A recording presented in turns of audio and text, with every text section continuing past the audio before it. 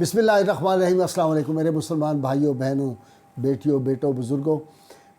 मैंने आज कुछ अल्लाह वालों की ऐसी आपको जो है बातें वो सुनानी है जिनको पढ़ के हमारे ईमान को तक़वियत मिलती है और हमें यकीन की जो क़ुव्वत है वो हासिल होती है।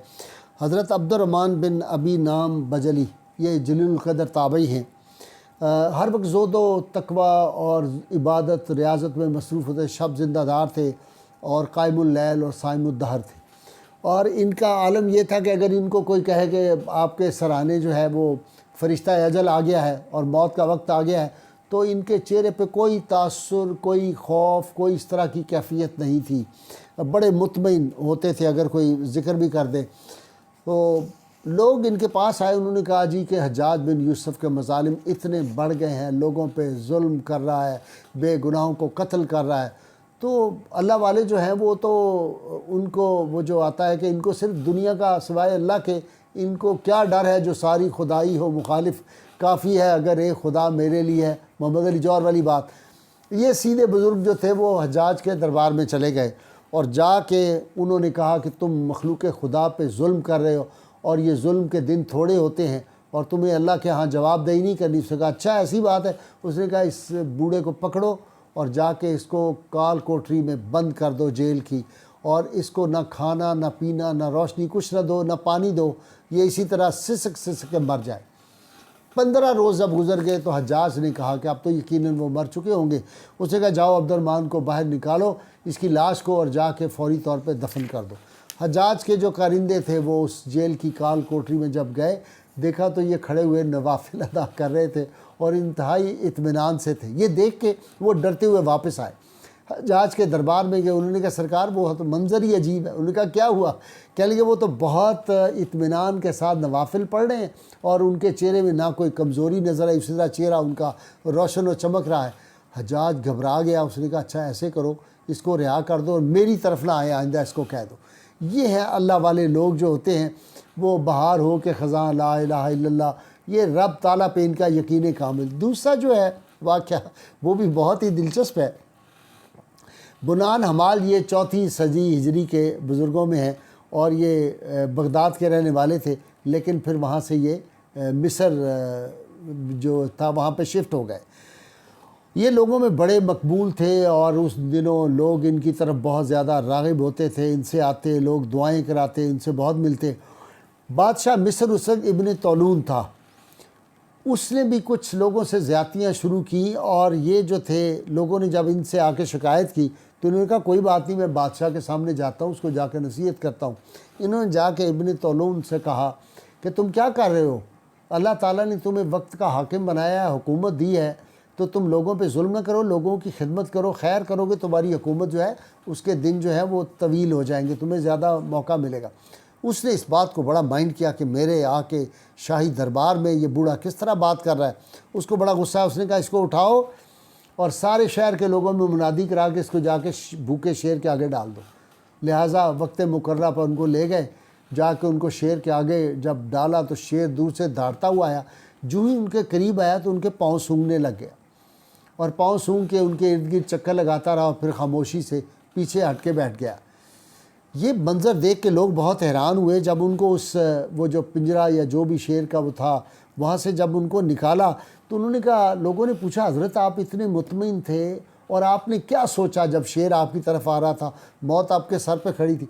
कह लगे मियाँ ना मैंने शेर की तरफ देखा ना मैंने मौत का ध्यान किया, मैं तो ये सोच रहा था कि ये इसका मुँह जो है ये मेरे कपड़ों को लग गया, अगर जूठा हो गया तो क्या इस तरह नमाज अदा हो सकती है? मैं तो ये फ़िक़्ह के मसले पर गौर कर रहा था, मुझे तो नहीं पता शेर ने क्या किया। ये है अल्लाह वाले जो होते हैं। जब आदमी अल्लाह के साथ हो जाता है, जब अल्लाह वाला हो जाता है तो फिर सारी जो मखलूक है अल्लाह ताला की वो उससे मोहब्बत और प्यार करना शुरू कर देती है। और ये अल्लाह वाले वो होते हैं कि वो इसने कहा था, बड़ा मशहूर हमारे जो शायर थे, उन्होंने कहा था कि जो हक़ की खातिर जीते हैं मरने से कभी डरते हैं जिगर। जिगर मुरादाबादी ने कहा जो हक़ की खातिर जीते हैं मरने से कभी डरते हैं जिगर, जब वक्त शहादत आता है दिल सीनों में रक्सा होते। वो तो झूमते हुए उधर जाते हैं, वो तो उनको पता होता है कि अगर हम दुनिया से चले भी गए तो ये शहादत की मौत होगी। इसी तरह چوتھی صدی ہجری کا واقعہ ہے۔ منصور اندلس کا حکمران تھا، اور ایک آدمی جو تھا اس کو بے گناہ کو پکڑ کے لیا، اس پہ کوئی جرم تھا، قتل کا جرم تھا، اس کو لا کے تو اس نے کہا کہ اس کو لے آؤ، اور اس کو پھانسی کا حکم جو ہے وہ پھانسی کا حکم ہو گیا۔ جب بادشاہ کے سامنے اس کا کیس پیش ہوا، اس کی ماں نے رحم کی اپیل کر دی۔ اس کی والدہ بڑی نیک تھی، اس مجرم کی یا ملزم جو تھا اس کی والدہ بڑی نیک تھی۔ وہ بھی دربار میں پہنچی ہوئی تھی اور دعا کر رہی تھی اپنے بیٹے کے لیے۔ یہ میں آج کی نوجوان نسل کو کہتا ہوں، ماؤں کا ادب کر لو، ماؤں کی عزت کر لو، دین و دنیا تمہاری سنور جائے گی ماں باپ کی عزت سے، اور نہیں کرو گے تو اس دنیا میں بھی عذاب آئے گا، اگلے میں بھی عذاب آئے گا۔ اب وہ منصور جو تھا وہ اس نے فوری طور پہ وزیر کو بلایا اور اس نے کہا یہ میں نے حکم لکھ دیا اپنے ہاتھ سے، اپیل خارج، اور لکھا کہ اس شخص کو پھانسی دی جائے۔ جب وزیر کے ہاتھ میں وہ حکم گیا تو وزیر نے جو آگے کوتوال تھا اس کو اونچا کہا، اس آدمی کو فوری طور پہ رہا کر دیا جائے۔ بادشاہ نے کہا تم بیوقوف آدمی ہو، احمق ہو، میں کہہ رہا ہوں اس کو پھانسی دو، اس کی اپیل میں نے خارج کی ہے۔ اس نے بادشاہ کو وہ رکا دکھایا، بادشاہ کو آرڈر دکھایا، اس میں لکھا ہوا اس آدمی کو فوری رہا کر دیا جائے۔